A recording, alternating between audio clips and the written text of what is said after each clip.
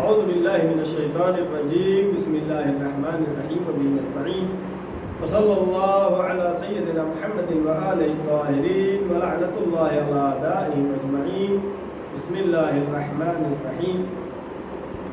سلسلہ دروس کنز با قرآن ترجمہ و مختصر تفسیر کے ساتھ آپ تمام ناظرین و سامعین کی خدمت میں 10 منٹ کی مدت میں آپ کی خدمت میں پیش کرنے کی کوشش کرتا ہوں۔ اور اس کے پہلے جو آیت پڑھی تھی ہم نے سورہ نساء کی آیت نمبر 126 126 پارہ نمبر 5، اور آج ہم آگے سورہ نساء کی آیت نمبر 127 آپ کی خدمت میں پیش کر رہے ہیں۔ اعوذ باللہ من الشیطان الرجیم بسم اللہ الرحمن الرحیم۔ وَيَسْتَفْتُونَكَ فِي النِّسَاءِ قُلِ اللَّهُ يُفْتِيكُمْ فِيهِنَّ وَمَا يُتْلَى عَلَيْكُمْ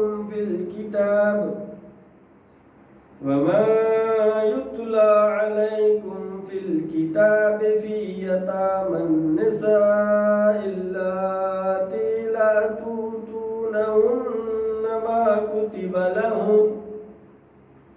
ما كتب لهن وترغبون أن تنكحوهن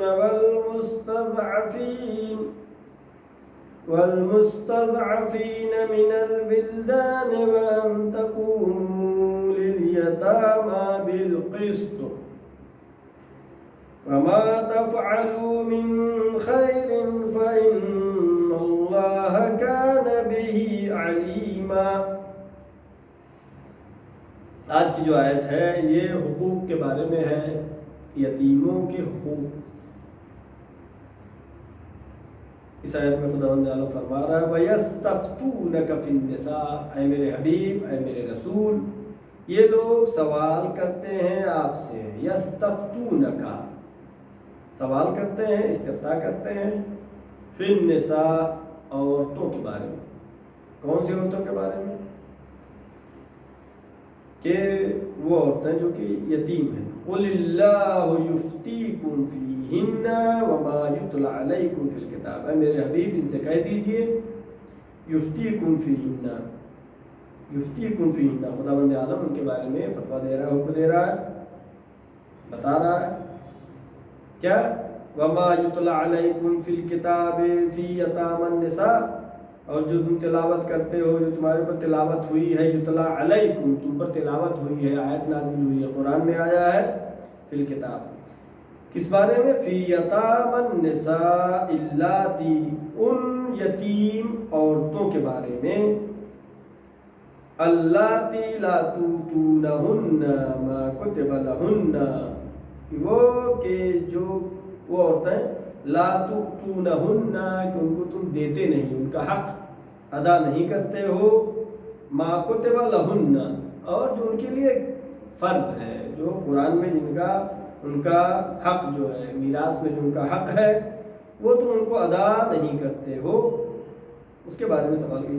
وَتَرْغَبُونَ أَن تَنْكِحُوهُنَّ، وَتَرْغَبُونَ، اور تم رغبت بھی نہیں رکھتے ہو کہ ان سے نکاح کرو، یعنی ان یتیم سے ان کا حق بھی انہیں دینا نہیں چاہتے ہو، ان کے ساتھ نکاح بھی نہیں کرنا چاہتے ہو۔ اب یہ یتیم عورتوں کے بارے میں بات ہوئی، اب آگے والمستضعفین من البلدان، اور وہ لڑکے جو کہ کمزور ہیں، جو بچے ہیں، چھوٹے ہیں۔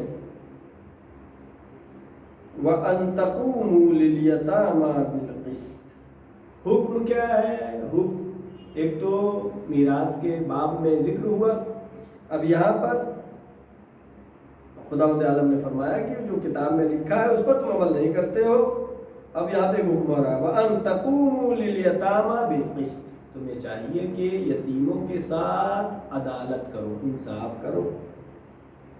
وَمَا تَفْعَلُوا مِنْ خَيْرٍ، اور جو خیر کرتا ہے، جو بھی انسان نیک کام انجام دیتا ہے، خداوند فَإِنَّ اللَّهَ كَانَ بِهِ عَلِيمًا، خداوند عالم علیم ہے، خداوند عالم تمام چیزوں کو جاننے والا ہے، لہذا یہ سوچ کر کے کہ اس کا حق غصب کر لیں یا اس کے حق کو ادا کریں، انسان کو غفلت نہیں کرنا چاہیے۔ یہ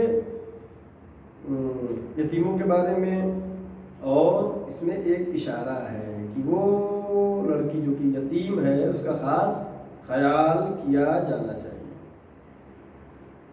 اب آیت نمبر 128 اسی سورہ نساء کی، وَإِنِ امْرَأَةٌ خَافَتْ مِن بَعْلِهَا نُشُوزًا أَوْ إِعْرَاضًا فَلَا جُنَاحَ عَلَيْهِمَا أَن يُصْلِحَا بَيْنَهُمَا صُلْحًا وَالصُّلْحُ خَيْرٌ وَأُحْضِرَتِ الْأَنفُسُ الشُّحَّ وَإِن تُحْسِنُوا وَتَتَّقُوا فَإِنَّ اللَّهَ كَانَ بِمَا تَعْمَلُونَ خَبِيرًا۔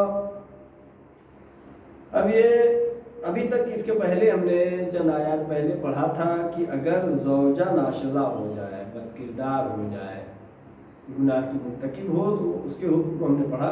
اب یہاں پر شوہر کے لیے وَإِنِ امْرَأَةٌ خَافَتْ مِن بَعْلِهَا، اگر عورت خوف کرتی ہے، ڈرتی ہے اپنے شوہر کے بارے میں، کیا نشوزاً او اعراضاً، کہ وہ نشوز یعنی راہ سے بھٹک جانا اور زیادتی کرنے والا، او اعراضاً یا اعراض کر دے گا، چھوڑ دے گا اسے، فلا جناح علیہما، اگر ایسی حالت آ جائے، فلا جناح علیہما، تو کوئی حرج نہیں ہے شوہر و بیوی کے لیے، کیا ان یصلحا بینہما صلحا، کہ وہ آپس میں صلح کر لیں،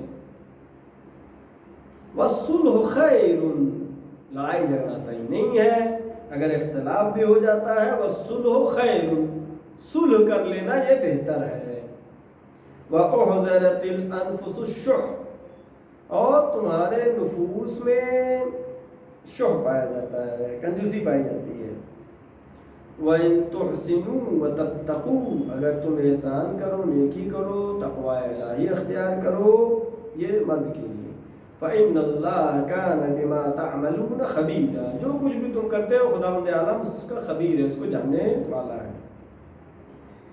اس آیت کی شان نزول میں جو کہ مفسرین نے لکھا ہے کہ پیغمبر اکرم حضرت محمد مصطفیٰ صلی اللہ علیہ وآلہ وسلم کے اصحاب میں سے ایک شخص ہے جس کا نام خدیج، اس نے 2 شادیاں کی، دوسری زوجہ اس کی جوان تھی، پہلی جو ہے ضعیف تھی، اور اس نے پہلی زوجہ کو طلاق دے دیا، اور طلاق دینے کے بعد پھر اس نے اس کی طرف یہ کہا کہ ہم یعنی طلاق سے رجوع کر سکتے ہیں، یعنی طلاق ختم ہو جائے گا، لیکن اس کے شرائط ہیں، اس کے شرائط یہ ہے کہ تم اعتراض نہیں کرنا۔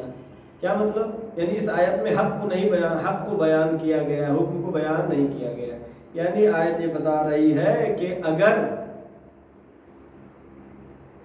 اپنے حق سے چشم پوشی کرنے کی بنا پر شوہر اور زوجہ میں طلاق کی نوبت نہ آئے اور دونوں میں اتحاد و اتفاق برقرار ہو جائے، تو یہاں پر اگر زوجہ اپنے حق سے صرف نظر کرتی ہے تو اس طریقے سے صرف نظر کر کے اپنے حق سے وہ اس صلح کو برقرار کرے تو یہ بہتر ہے، یعنی جدائی سے بہتر ہے، بینہما صلحا، کہ یہ دونوں صلح کر لیں آپس میں، والصلح خیر، صلح بہتر ہے نا۔ اس نے یہی شرط رکھی کہ یہ عدہ پورا ہونے سے پہلے اگر تم یہ کہو کہ کوئی اعتراض نہیں کرو گی،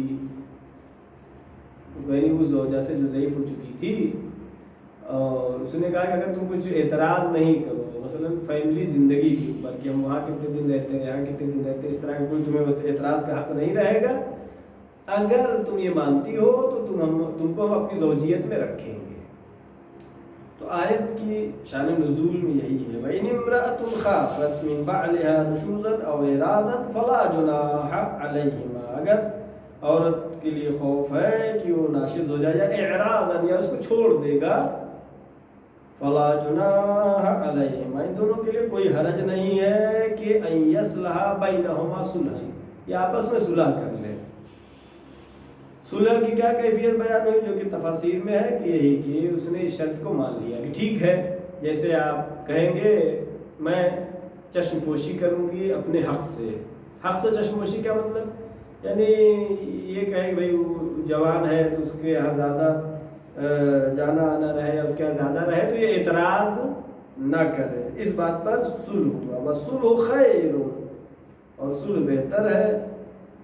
وَأُحْضِرَتِ الْأَنفُسُ الشُّحَّ، یعنی لوگوں کے نفوس میں کنجوسی پائی جاتی ہے. یعنی یہاں پر فراخ دلی کے ساتھ اگر کسی ایک حق سے پیچھے ہٹ جانے کی وجہ سے صلح برقرار ہو جاتا ہے تو زوجہ کو چاہیے کہ اس طلاق کی نوبت نہ آنے دے اور اپنے حق سے چشمپوشی کر لے.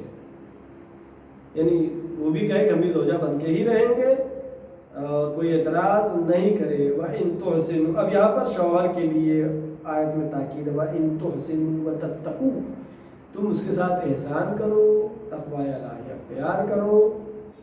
عورت کے لیے کیا حکم ہوا کہ یہاں پر چشم پوشی کر لے تاکہ طلاق نہ ہو، اور مرد کے لیے کیا حکم ہو رہا ہے کہ اس کے ساتھ احسان کرو، نیکی کرو، تقوی الہی اختیار کرو. فَإِنَّ اللَّهَ كَانَ بِمَا تَعْمَلُونَ خَبِيرًا، جو کچھ بھی تم کرتے ہو خداوند عالم اس کو بہتر طریقے سے جانتا ہے. اللہ سے کوئی چیز پوشیدہ نہیں ہے. لہذا سب سے اہم چیز کیا ہے؟ صلح و سلامتی ہے. اگر اختلاف اور جھگڑا ہے اور اس جھگڑے کو ختم کرنے کے لیے اگر کسی حق سے صرف نظر کرنے پر اختلاف ختم ہو جاتا ہے تو وہاں پر حق سے صرف نظر کرے. زیادہ بگڑنے سے کم بگڑنا بہتر ہے. جدا ہو جانے سے بہتر یہ ہے کہ ساتھ رہے. آیت نمبر 128 پورا ہوا. صدق اللہ العلی العظیم. ایک مرتبہ سورہ حمد، تین مرتبہ سورہ توحید کی تلاوت فرما کر جتنا آیات ہم نے تلاوت کیا اس کا بھی ثواب تمام مرحومین مومنین و مومنات بلخص اپنے مرحومین کے سارے ثواب کریں.